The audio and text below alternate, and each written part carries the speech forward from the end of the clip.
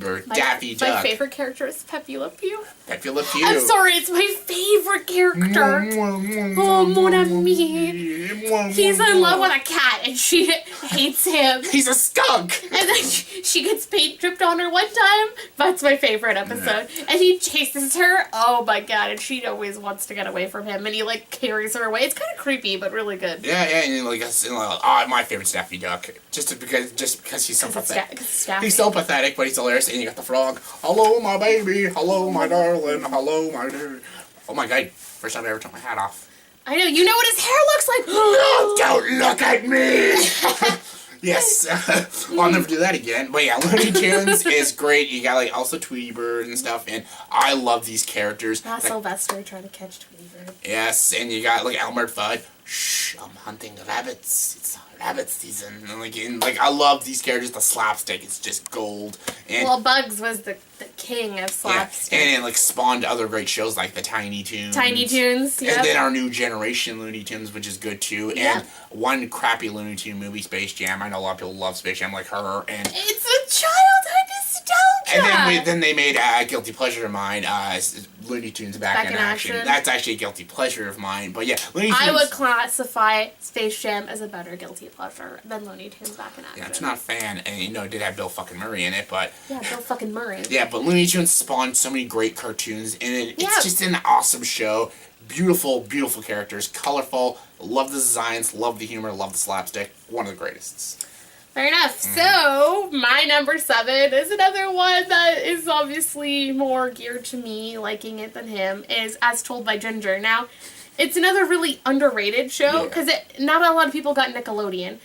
We were lucky that we got Nickelodeon, so we could watch it. Believe it or not, I actually like Braceface. I only watched 1 or 2 episodes. I don't know anything about Braceface, but I actually did watch this show. And you didn't hate As Told by Ginger. I didn't hate it. I just didn't think it was amazing.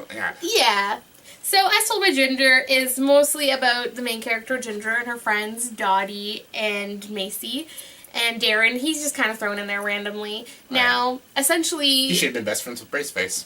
Yeah, I know, right? So, but essentially Courtney, which is like the popular girl, for some reason takes a liking to Ginger. And her friends are like, no, this bitch got ulterior motives. Don't be friends with her. Honestly, like, one thing I should do, like, what they did with that character, Courtney, and like, they didn't make her, like, the typical antagonist bitch. She actually likes the lead character. She actually likes Ginger. You don't actually really, I think she just kind of admires Ginger, because Ginger is very much herself. You know, she just does what she wants to do, and there's like lots of good, actually really adult-themed content in regards to like how she experiences growing up, falling in love for the first time, and a lot of it's told through her diary. She essentially keeps track of everything in a diary about her life and the things that she's going through. You know, they have a typical thing. I had a best friend trio as well, which she has. They all get into a fight one time, and it's kind of like how you deal with that, being an adolescent. And they deal with problems, not like adult problems. But like what you go through as a teenager. When you're a teenager or preteen, they're like 13 like or something. acne. There's this one where acne, they get acne. And then there's this, the one with lice. Oh, lice. Exactly. And then like the popular girl, Courtney, gets it, and she's afraid she'll not be popular anymore because they're like, oh, you're dirty. You're dirty. Yeah, so it's actually really clever on how it like played towards the younger audience and gave you a good message at the end. I didn't think anything about it was really negative, and I actually kind of like that. Yeah, I know that sounds like I'm preaching to the world, but listen, a lot of things these days relies on the guts and the gore and the violence, and a show shouldn't need to rely on that to be good. No, our generation of cartoons relied on solely characters likability, and content. Relatability, and all that stuff, and good characters. Yeah, and I can see why you liked it. A lot of girls were into that show, and I get it. It's a strong message for women. For women, too. For sure. And so I see that, and good choice. All right, coming in my number 6 is a show. Like, she had Braceface, but I had another show, The Critic. Funny enough why he likes that. Yes. Of course. This show I watched a little bit as a kid, not as much though. I actually just started watching this show a lot, 3 years ago. Yeah. And it's all on YouTube actually, all the episodes. It's really good. it's such a good show. They got Jay Sherman as the critic, and I love it. His job is basically our job, but more in a funny way. In a funnier way. He's very comical and very sarcastic. You got John Lovitz playing the guy. John Lovitz. And the show's spinned off The Simpsons because he came in an episode of The Simpsons. Yep. Very funny episode of The Simpsons. And he got his own show. This show got canceled after 2 seasons, which sucks. But it does. Roger Ebert and Gene Sisco both guest starred in the show, and they both love the show. Those are the 2 great critics of all time. And this show is so funny. Clever. Clever, smart, and if you love movies, and you like critiquing, and you think it's funny, and you like the idea going into a mind of a critic is fun. Oh yeah, and I love his boss. He's like, because Jay Sherman hates a lot of movies, especially nowadays. And he always gives them bad reviews, and his boss is like, "What are you doing?" Because he wants fluff. He wants them to be liked, so he's like, "You give your movie ratings 2 ratings, a scale of good to amazing." He's like, "What if I don't like the movie?" That's what good's for. And and then Jay Sherman also deals with an actress. She asks him on a date and basically wants to have sex with him. And the reason she's doing that is because she wants him to give a good review. Give her a good review for her movie, and he has to deal with a lot of that pressure and everything. And this is a very good show, very clever, and I love the character Jay Sherman. He's so wacky, but I love him. I relate a lot to the guy too, and I love the show. It's got constant movie references that are all spot on. I love the Home Alone joke. Oh my God, Kevin's back. Kevin's home alone. He's 35. And it's Kevin with beard. Oh. Yeah, because Macaulay Culkin. We all know he became a drug addict. Yeah, and it's very funny, and I love the show. Very clever, very smart. And if you're a movie lover, you'll adore this show. Love the critic. Such a good show. Number 6. So guys, I'm surprised you didn't put this on his list, but I grew up loving it, and it is actually late 80s, but came into the early 90s, and we watched it as a kid. And that's X-Men, the original animated series. Yeah. Now, why I liked it obviously better than X-Men Evolution and the other ones that have came out to follow. Come on, it has the best opening ever. Not only that, it stuck really good to the comic. So, you got the opening episode with the Sentinels, and that is what spawned X-Men. That is what their main. They actually did Gambit right. I fucking love Gambit. I fucking love Gambit. I love him. And they did Rogue. They did Rogue correctly. Rogue is not a child. Rogue is an adult who with an accent, with a southern accent who can fly, and her power stealing ability, she can actually keep and harvest the power, which is actually cool, and they made her so whiny and so damselly in the movie. And I'm like, that's bad when she's actually one of the best characters. Yeah, Rogue is an awesome character, and I love her in that show, and she's very, very attractive in that show. Come on, she's a Southern belle, and she's flawless, and she is actually the love interest of Gambit, and it makes a lot of sense to me why they be a lover. She calls him Sugar, and Sugar. And I love these characters. The only character I don't like is Jubilee. Oh God, she's the lead character. You could literally take or leave Jubilee ever. And Cyclops and connected characters that needed to be connected, and they didn't lose anything along the way. It's flawless. Great show. X-Men, awesome, and I didn't make it in my list, but I still love the show. A lot of superhero shows I love. We all do, guys. We all do. Alright, it comes to number 5. It's tied, so let's do it at the same time. Number 5 is The Simpsons!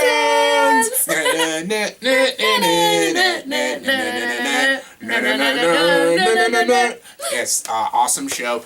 This mostly counts from season 1 to 13. Yeah, we kind of agree there, guys. And then after that, it went downhill. Honestly, this would be my number 1 or 2 if it fucking ended. It's still going. The whole show is based off of satires, and that's what makes the show clever. It's a show literally based off of satire. And the show is so good. It didn't turn into that though. It turned into weak satire, nowadays it's basically a sellout now. Yeah. It basically kind of like Family Guy. It just does a lot. Yeah, it just does a lot of things that's popular now. Or shock comedy. Shock comedy is not popular anymore. I don't care. It's not funny. This show is so brilliant with its comedy and its characters and its writing. It's so good. It is so beautifully written. Oh my God. The episodes in this are just so iconic. We can literally name you a bunch of episodes. So many, and we all love the Treehouse of Horror up to that. Oh, they're so sick and disturbing, but love it. And I love The Simpsons. It's so brilliant. The comedy is just A-game comedy. It's so good. This is what like cartoons that are funny nowadays strive to be is The Simpsons. Nothing will ever be funny. I do not think Family Guy is better. I will never will. No. They base almost their premise off the same thing. It is a satire comedy about pop culture reference. And I even enjoy... I still enjoy Family Guy. Yeah, I enjoy Family Guy, Robot Chicken, and Futurama, but they'll never be as compared funny. to Simpsons. No, the never. First 13 seasons. Even The Simpsons movie was funny. And Spider Pig. Spider Pig. Yeah, the Tom Hanks one. I'm Tom Hanks, and if you see me in real life, please leave me alone. Please leave me alone. It's very funny. You know, it's just really great, and there is actually some really good messages in some of it. And people just think The Simpsons is just meant to be funny and ha-ha. I'm like, think of all the Christmas episodes, which usually are the most heartwarming ones that are good message, like when Bart burns down the Christmas tree. Yes. I loved that episode. Very good episode. And it was heart-wrenching. He actually and when Homer upset. And also when Homer loses all his money, and then he has to get a job as a Santa Claus, but what cheers them all up in the end is when they get the dog for the first time. Santa's little helper. Just a dog cheers them all up. And that to me is very heartwarming. And not only could The Simpsons somewhat be downright disgusting, downright funny, downright inappropriate, and scary, all at the same time. Yeah. Love it. Basically, The Simpsons is almost like a part of you. It's like you're a part of their life. They're family. They're family to us. You care. Like if they were to someone ever tell me they killed a character of The Simpsons, I might still cry. Yeah, and Simpsons is amazing. It's my childhood. It's all of our childhoods. It's brilliant. Love The Simpsons. Alright, coming in number 4 is a show I grew up with as well. That's Batman, the Animated Series. Yes. 1992 this came out. I was born in 1991, so we literally grew up watching the show. I watched this all through my childhood. This is Batman. And this is the shit. This is Batman. Like, yes, a lot of the movies, the Nolan movies, great Batman movies. The Burton movies, great Batman movies. The Schumacher movies. The Burton movies, great Batman movies. The Nolan movies. But you know what?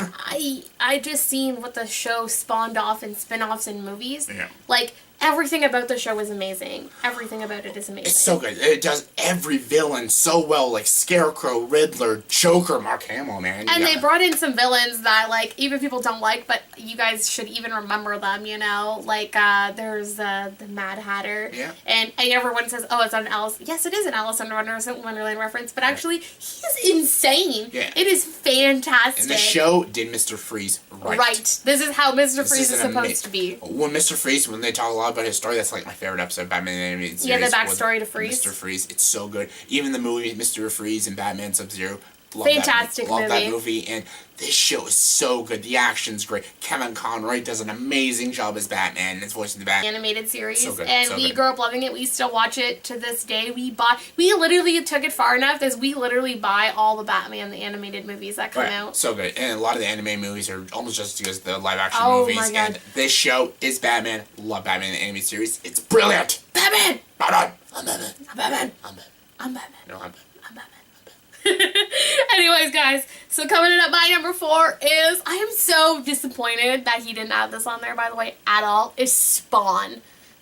Spawn, guys. Spawn. I know it didn't have a lot of episodes, and whatever, it was very mature for, my HBO. age range. It was an HBO cartoon, which didn't happen a lot back then, especially, and it was very true Keith to David plays the voice of Spawn. Yeah, so Al Simmons.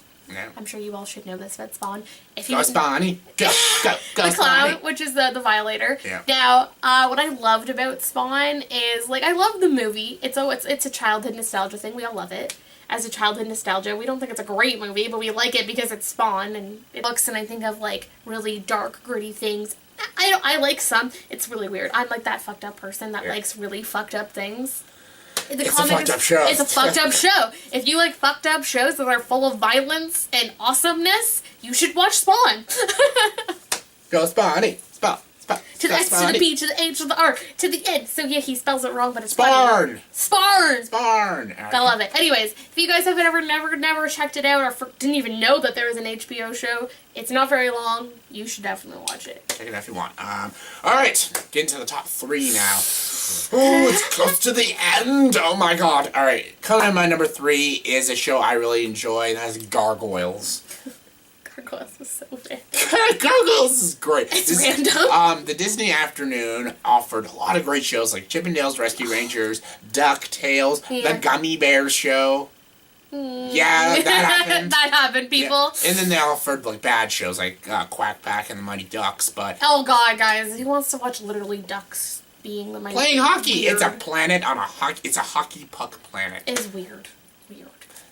Tony J is in that. That is sad. Tony J and also was in Tim Curry. Tim Curry. Why? Yeah, but yeah. Why? Those shows sucked, but those other shows were awesome. Gargoyles is